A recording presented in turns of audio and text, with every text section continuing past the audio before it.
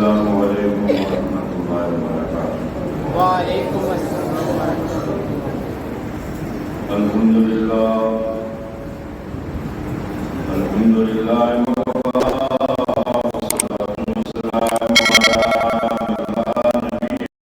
اس مدرسہ کی آج یہ سالانہ تقریب تقسیم اسناد ہے اور دستار بندی بھی ہے وفات کی، اور اس بابرکت پروگرام میں ہم سب یہاں جمع ہیں۔ میں اس ادارے کے بانی اور اس ادارے کے روح رواں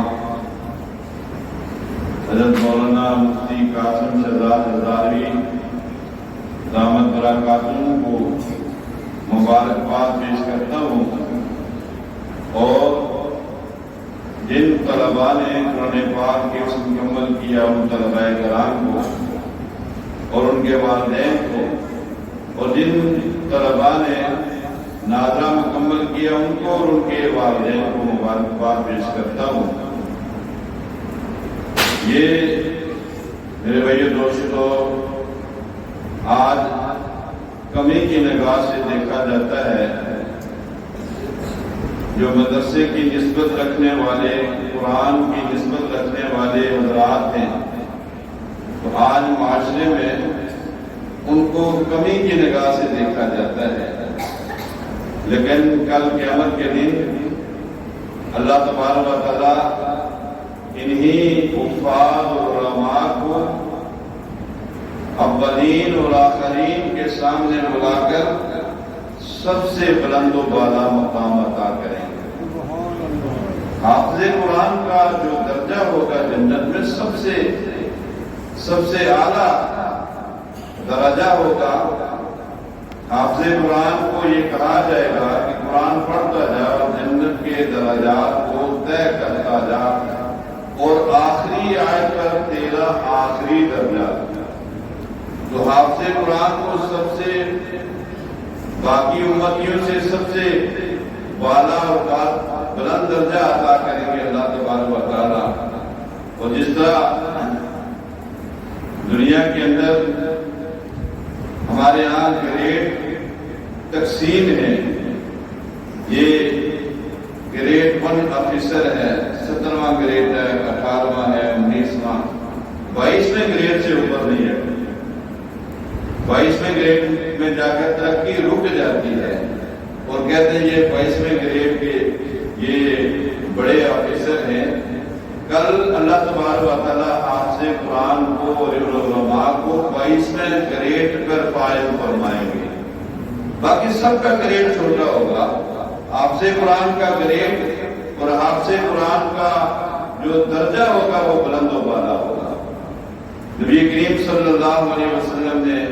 ارشاد فرمایا، من قرأ القرآن وعمل بما فیہ، جس نے قرآن پڑھا اور اس پر عمل کیا، البس والداہ تاجی یوم القیامہ ضوءہ اکثر من ضوء الشمس، کہ جس نے قرآن پڑھا اور اس پر عمل کیا، کل قیامت کے دن اس کے والدین کی تاج پوشی ہوگی، جس کی چمک سورج کی چمک سے بھی زیادہ ہوگی، اور اگر سورج کسی کے گھر میں آ جائے تو کتنی اس کی چمک ہوگی، کتنی روشنی ہوگی۔ اور حافظ قرآن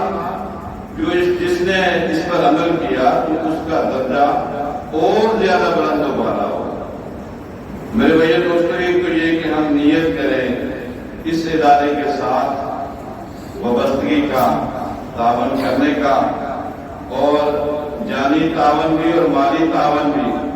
اپنے بچوں کو بھی اس ادارے کے حوالے کرنا تاکہ ہمارے بچے بھی قرآن کریم کے حافظ بنے، اور جو بچوں کی ضروریات ہیں ان کا خیال رکھنا، یہ آپ کے لیے صدقہ جاریہ بنے گا۔ دنیا سے آدمی چلا جاتا ہے، 3 چیزوں کا ثواب اللہ تبارک و تعالیٰ اس کو عطا فرماتے رہتے ہیں۔ نیک اولاد چھوڑ جائے، قرآن کریم کی حافظ اولاد اور نمازی اولاد، دیندار اولاد چھوڑ جائے، یہ اولاد اپنے والدین کے لیے صدقہ جاریہ بنتی ہے، اور مرنے کے بعد ان کے نیک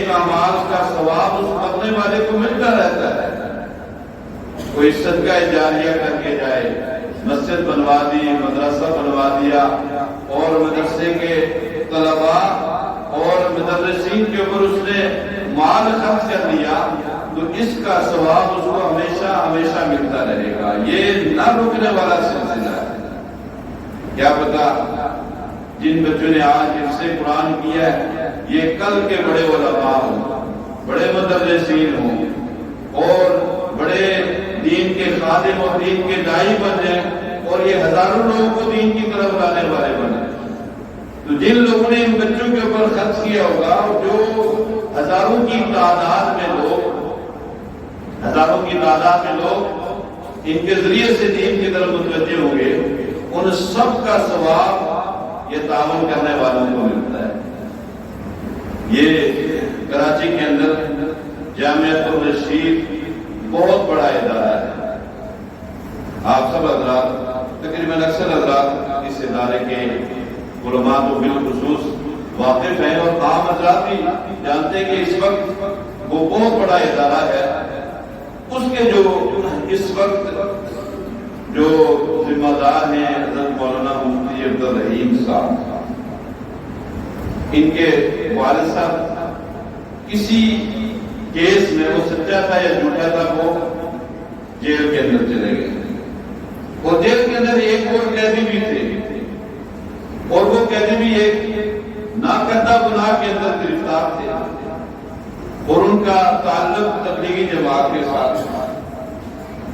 اور جو تبلیغ والے ہیں یہ ماشاءاللہ تلاش کرتے رہتے ہیں کہ کوئی آدمی فارغ کو ملے، فارغ کے کام والا بھی ملتا ہے، اس کو بھی ترغیب دے کر وہ فارغ کر لیتے ہیں، اللہ کے راستے میں نکال لیتے ہیں، اور اللہ کے راستے میں نکلنے کی پوری اس کو ترغیب دیتے ہیں۔ تو چنانچہ انہوں نے بھی ان کے والد صاحب کو ترغیب دی کہ بھائی یہ جب یہاں سے نکلو گے تو اللہ کے راستے میں وقت ضرور لگ رہا۔ وہ متاثر ہو گئے ان کی بات سے، جب یہ نکلے تو اسے روزہ لگایا، مزہ آیا تو چلا لگایا، اور مزہ آیا تو 4 مہینے لگا لیے، اور اس وقت بڑے حضرت جو بانی تبلیغ تھے وہ موجود تھے، تو ان کے ساتھ بھی ان کا وقت لگا، تو پھر انہوں نے یہ طے کر دیا کہ میں نے اپنے سارے بچوں کو دینی تعلیم سے آراستہ کرا۔ ان کے 7 یا 8 بچے تھے، سب کو اللہ کے دین کے لیے وقت کر دیا۔ اور دوسرے نمبر کے یہ جو ان کے بیٹے تھے مولانا عبدالرحیم صاحب، تو اب جو ہے وہ یہ ایک بہت بڑا جامعہ، ہزاروں کی تعداد میں ان کی شاگرد، تو جنہوں نے اب یہ سارا کا سارا جتنا بھی اجر و ثواب ہے، وہ جو جھوٹے مقدمے کے اندر جیل کے اندر ایک ڈاکو کی حیثیت سے وہاں موجود تھے، وہ ڈاکو تھے نہیں لیکن ایک جھوٹے کیس میں ان کو پکڑا ہوا تھا، اب یہ سارے جتنے بھی حفاظ اور علماء و قبر میں ان کو پتہ ہی نہیں ہے کہ پیچھے کیا ہوا ہے، یہ سارا کا سارا اجر ان کے کھاتے میں جا رہا ہے۔ تو اس اعتبار سے یہ صدقہ جاریہ کا اجر و ثواب ہمیشہ مرنے والے کو ملتا رہتا ہے، اور کوئی علم چھوڑ کر جاتا ہے اس علم کا ثواب بھی ملتا رہتا ہے۔ میرے بھائیو دوستو، اس کے لیے کوشش کریں گے انشاءاللہ، اور اللہ تبارک و تعالیٰ جزائے کر دے مولانا مفتی محمد قاسم صاحب کو کہ آج کا پروگرام یہ ایسے موقع پر انہوں نے اس کا انتخاب کیا کہ آج کی جو رات ہے وہ شب برات بھی ہے، اور شب برات کی جو فضیلت ہے وہ امت کے اندر وہ مسلم ہے، احادیث کے اندر جو کثرت سے احادیث اور صحابہ کرام جو